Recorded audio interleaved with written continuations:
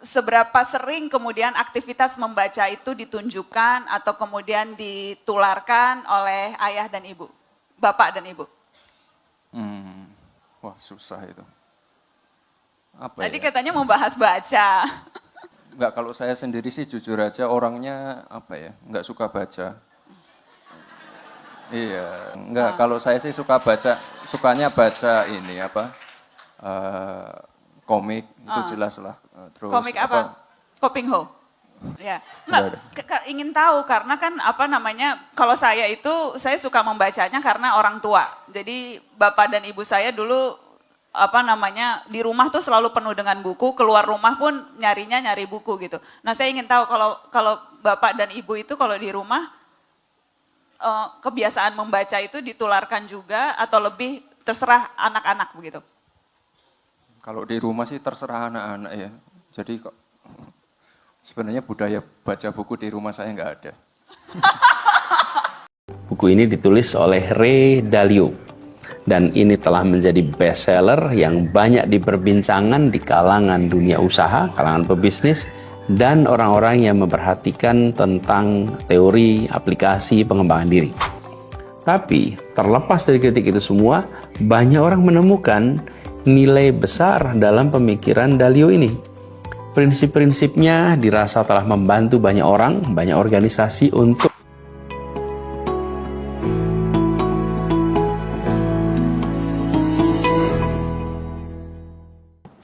Assalamualaikum warahmatullahi wabarakatuh. Selamat datang kembali di channel kita. Hari ini saya akan bahas sebuah buku yang menarik, inspiratif, yaitu Principles. Buku ini ditulis oleh Ray Dalio dan ini telah menjadi bestseller yang banyak diperbincangkan di kalangan dunia usaha, kalangan pebisnis, dan orang-orang yang memperhatikan tentang teori aplikasi pengembangan diri.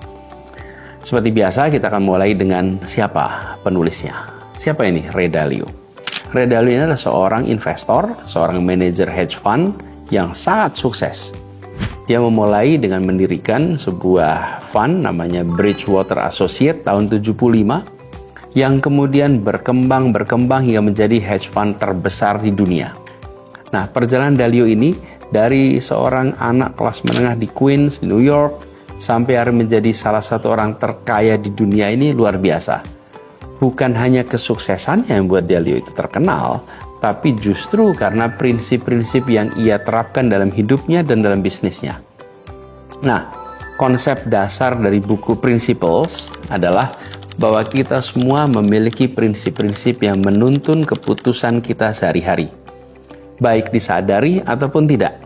Nah, Dalio berpendapat bahwa dengan secara sadar mengembangkan dan menerapkan prinsip-prinsip yang baik, kita dapat mencapai kesuksesan yang lebih besar dalam hidup, di dalam pekerjaan, di dalam kegiatan keseharian. Dan dia membagi bukunya, ini dari pengalaman dia, menjadi 3 bagian utama. 1, prinsip-prinsip kehidupan. 2, prinsip-prinsip pekerjaan. Dan proses 5 langkah untuk mencapai yang kita inginkan. Salah satu argumen Dalio dalam buku ini adalah pentingnya yang disebut sebagai istilahnya radical truth dan radical transparansi. Dia meyakini, dia percaya bahwa dengan jujur menghadapi realitas dan terbuka terhadap kritik, kita dapat membuat keputusan yang lebih baik dan bisa terus-menerus berkembang. Dalio juga menekankan pentingnya berpikiran terbuka, pentingnya belajar dari kesalahan. Dia mengatakan bahwa kegagalan adalah bagian penting dari proses evolusi dan dari proses pertumbuhan. Dalio juga menekankan konsep idea meritokrasi, di mana ide terbaik itulah ide yang nanti akan menang. Terlepas dari siapa yang mengusulkan, tapi apa yang diusulkan. Ini mendorong lingkungan kerja yang lebih kolaboratif, lebih inovatif. Ia juga menekankan pentingnya memahami bahwa orang-orang memiliki kekuatan dan kelemahan yang berbeda-beda. Setiap kita memiliki kenyataan itu. Tetapi kuncinya adalah bagaimana memanfaatkan perbedaan kekuatan dan kelemahan itu agar menghasilkan tim yang lebih efektif. Buku ini memang banyak dipuji, tapi ada juga kritik. Beberapa merasa bahwa prinsip-prinsip Dalio ini kaku, sulit diterapkan di konteks di luar hedge fund. Ada juga yang berpendapat bahwa idenya seperti radical transparency mungkin tidak cocok untuk semua jenis organisasi. Tapi terlepas dari kritik itu semua, banyak orang menemukan nilai besar dalam pemikiran Dalio ini. Prinsip-prinsipnya dirasa telah membantu banyak orang, banyak organisasi untuk berpikir lebih jelas tentang apa yang jadi tujuan mereka, tentang bagaimana mencapainya. Nah, jadi untuk kebutuhan kita saat ini, mari kita sama-sama bahas 3 tips praktis yang bisa diterapkan dari buku ini. Pertama, mari kita mulai dengan menulis prinsip-prinsip kita sendiri. Dalio mendorong kita untuk mencatat keputusan-keputusan penting yang kita buat dan apa yang kita pelajari dari hasilnya. Dengan melakukan ini secara konsisten, kita akan mulai melihat pola-pola dan mulai dapat mengembangkan prinsip-prinsip yang bekerja baik untuk kita. Ini bukan proses yang cepat, tapi dengan waktu kita akan memiliki panduan yang sangat personal, panduan yang efektif untuk mengambil keputusan.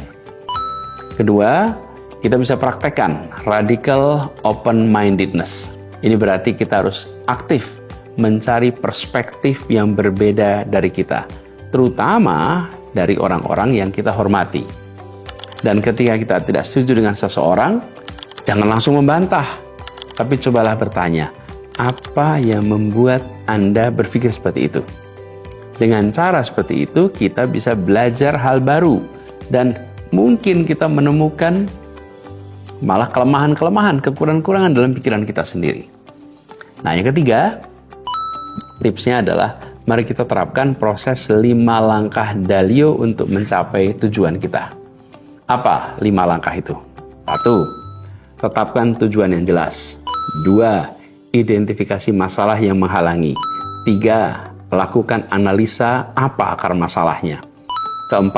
Buat rencana untuk mengatasi masalah. Dan yang kelima, yang dikerjakan, laksanakan rencana tersebut. Nah, ini ketika kita mendengar, ketika dikatakan nampaknya sederhana. Tapi dengan menerapkannya secara konsisten, kita benar-benar bisa lebih fokus. Kita bisa lebih efektif dalam mencapai apa yang kita inginkan. Nah, jadi teman-teman sekalian, buku Principles ini memang bukan bacaan yang ringan, tapi ide di dalamnya sangat berharga jika kita mau mempraktekannya.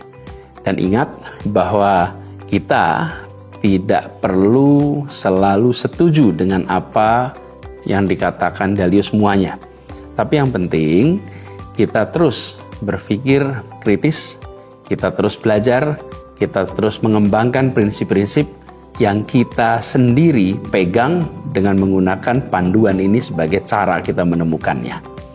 Dan di sini ada juga buku guidance-nya kalau kita mau mempraktekannya. Di sini ada semacam jurnal untuk kita melaksanakan apabila kita mau menjalankan. Jadi ini semacam pendukung dari buku Principles Dalio ini.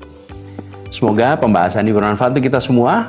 Jangan lupa like, subscribe, dan bagikan jika teman-teman merasa bermanfaat atas pembahasan buku ini. Terima kasih, sampai jumpa pada pembahasan berikutnya. Assalamualaikum warahmatullahi wabarakatuh. Halo teman-teman, berjumpa bersama saya di Politik Dangi.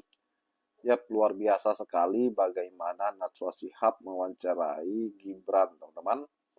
Dan di situ Gibran sangat-sangat tak terduga ya ketika Najwa mengatakan ya bagaimana apakah orang tua Mas Gibran ya memberikan ajaran tentang membaca atau kebiasaan membaca. Ternyata Gibran tidak ada kebiasaan membaca, teman-teman. Berbeda dengan Anies Baswedan yang selalu ya memberikan ilmu membaca kepada mahasiswa, bahkan di kanal YouTube-nya Mas Anies Baswedan, teman-teman. Bagaimana menurut kalian?